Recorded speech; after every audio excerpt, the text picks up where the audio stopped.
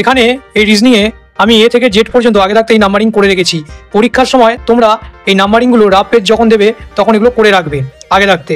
তো এখানে যেমন ই আছে, ই এর যে নাম্বার আছে সেটা হচ্ছে 5, আমি লিখলাম 5 এখানে। জি মানে 7, এর নিচে 7 লিখলাম। আই, আই মানে হচ্ছে 9, এখানে লিখলাম 9। কে মানে হচ্ছে 11, এখানে লিখলাম 11। এইটা আমার প্রথমটা হয়ে গেল, ই জি আই কে। এর সঙ্গে এফ আই এল ও আছে, এটা ম্যাচিং করে আমি পাশাপাশি এইভাবে লিখতে থাকবো। এফ, এফ মানে হচ্ছে 6, এখানে লিখলাম 6। আই, আই মানে হচ্ছে 9, এখানে লিখলাম 9। এল, এল মানে হচ্ছে 12, এখানে লিখলাম 12।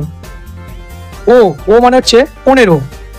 এবার আমি দেখছি এখানে এর সঙ্গে 1 যোগ করলে 5-এর সঙ্গে তবে 6 হচ্ছে, এখানে 7-এর সঙ্গে 2 যোগ করলে তবে 9 হচ্ছে, এখানে 9-এর সঙ্গে 3 যোগ করলে তবে 12 হচ্ছে, এখানে 11-এর সঙ্গে 4 যোগ করলে 15 হচ্ছে, মানে 1 2 3 4 এইভাবে এসেছে ফরমেশনটা। সেই রকমভাবে আমি যদি এফ এর নাম্বারিংটা দেখি কি আছে, 6, এইচ এর 8, জের 10, এল 12। 6-এর সঙ্গে যদি আমি 1 যোগ করে দিই, যেহেতু এখানে 1 এখানেও 1 যোগ করলাম, 7 পাবো। 8-এর সঙ্গে 2 যোগ করব, 10 পাবো। 10-এর সঙ্গে 3 যোগ করব, 13 পাবো। 12-এর সঙ্গে 4 যোগ করব, 16 পাবো। 7 মানে কত আছে, জি। 10 মানে জে। 13 মানে এম। 16 মানে পি। তাহলে আমি জিজ্ঞাসা চিহ্নের জায়গায় কি পেলাম, এই জি জে এম পি পাশাপাশি লিখলে এইভাবে হবে, জি জে এম পি, এটাই হবে এখানে আমার কারেক্ট অ্যান্সার। এখানে কিউর নাম্বার হচ্ছে 17, এখানে আমি লিখলাম 17। ডি এর নাম্বার হচ্ছে 4, পাশে লিখলাম 4। এক্স এর নাম্বার হচ্ছে 24, লিখলাম 24। এম এর নাম্বার হচ্ছে 13, লিখলাম 13, পাশাপাশি লিখলাম। এবার এর নিচে এস এফ ওয়াই এন এর নাম্বার লিখবো। এস এর নাম্বার হচ্ছে 19, প্রথমে 19 লিখলাম।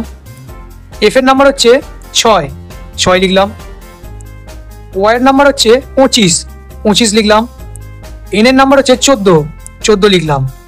তো এখানে 17-এর সঙ্গে যদি আমি 2 যোগ করি তবে হচ্ছে আমার 19, 4-এর সঙ্গে 2 যোগ করলে তবে হচ্ছে 6, 24-এর সঙ্গে 1 যোগ করলে তবে হচ্ছে 25, 13-এর সঙ্গে 1 যোগ করলে তবে হচ্ছে 14।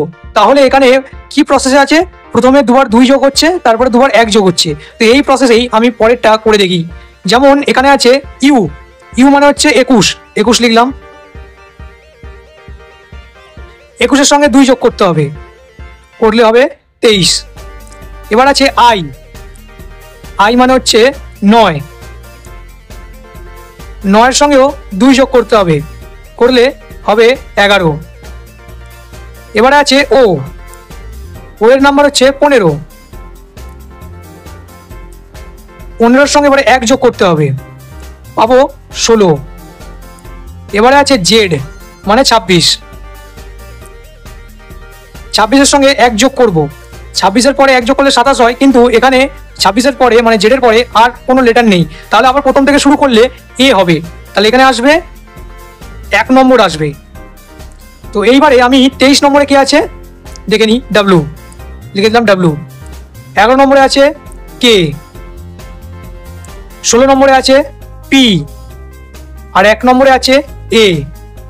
তাহলে জিজ্ঞাসা চিহ্নের জায়গায় আমার কত লেটার হবে, কোন কোন লেটার হবে, W K P A, W K P A, এই জিজ্ঞাসা চিহ্নের জায়গায় বসে যাবে, এটাই হবে আমার কারেক্ট অ্যান্সার।